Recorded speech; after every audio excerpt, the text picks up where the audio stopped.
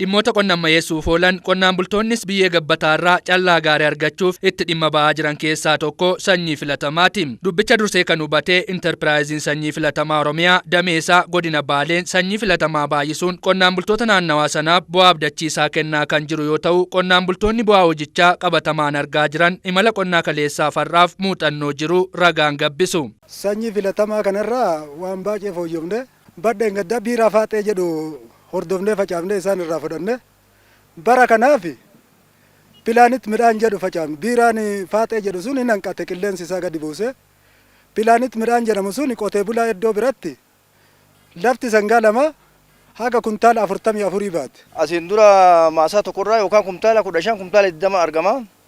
Amma achi as haga yookaan sanyii filatamaa keessa seenneet hin jenne sanyii filatamaa kana haala gaarii nu kennanii haala gaarii yoo facaafneet hin jenne asiin dura sanyii moofaa facaafna.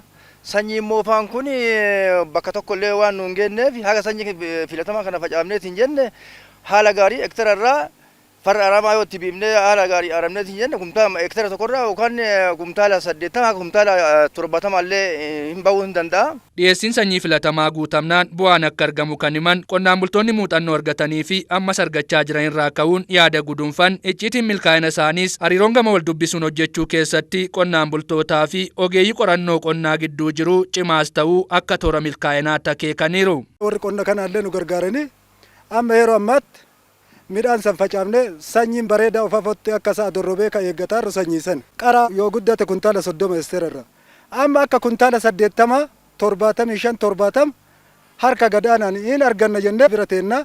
Kanaaf qonna kana faanaa buune qonni kunillee nu fooyyesse sanyii isaan facaasan maasaa irra laalle maali kun jenneetiin ogeessa misooma qonnaa kana faana deemnee hordofaarra waan naannoo keenyaaf facaafne. Namni argi hunduu kan ragaa bahuu danda'u sanyiin kun sadarkaan dhaabbanni isaa irra jiruu fi qulqullinni isaa irra jiru kun baay'ee waan nama jajjabeessu jecha.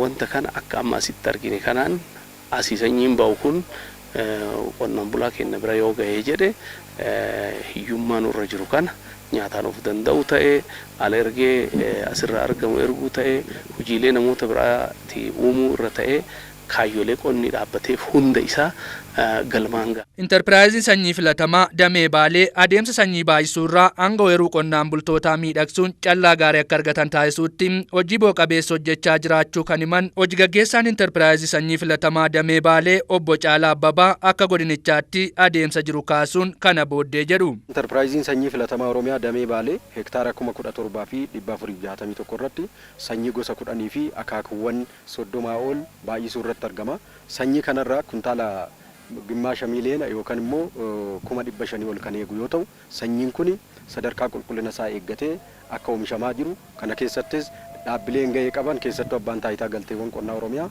maasaa irratti akkuma amma arginu kana mirkaneessee jira. Kanaan booda kanaaf hojii tokkoon bakkee kana walitti qabnee sassaabnee haamnee mana kuusaa keessatti galchinee qulqulleessinee kan jallisiidhaaf ta'uu danda'u keessattuuyyuu jallisiidhaan yeroo ammaa kana mootummaan qabatee jiru isa kana milkeessuu keessattis intarpiraayiziin adda dureedhaan gahee guddaa taphachaa jira. Kanaaf mul'anni intarpiraayizii sanyii filatamaa Oromiyaa ofirra darbuun naannolee ollaa fi kanneen biroof qaqqabuun karoora akka biyyaatti jiru milkeessuudhaa kan akeekan immoo Dr. Shinee Boggaa hojii gaggeessaa olaanaa intarpiraayizii sanyii filatamaa Oromiyaati. Qonnoota 14 gara hektaara 34 kan ta'u irratti sanyii adda addaa baay'isaa jira. Achi keessaa 20 olan ta'u qamadii irratti hundeeffameeti kan socho'aa jiramu jechuudha.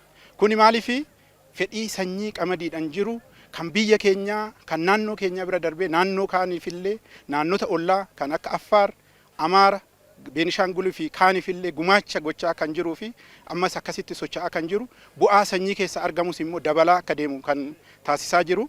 Yeroo ammaa kana keessatti bara kana keessattuuyyuu mootummaan naannoo Oromiyaa miiliyoona 1 jallisiidhaan oomishuudhaaf bakka karoorfatee socho'aa jiru kana keessatti yeroo ammaa kana keessatti gara kuntaala 82,000 kan ta'u raabsaa kan jiru.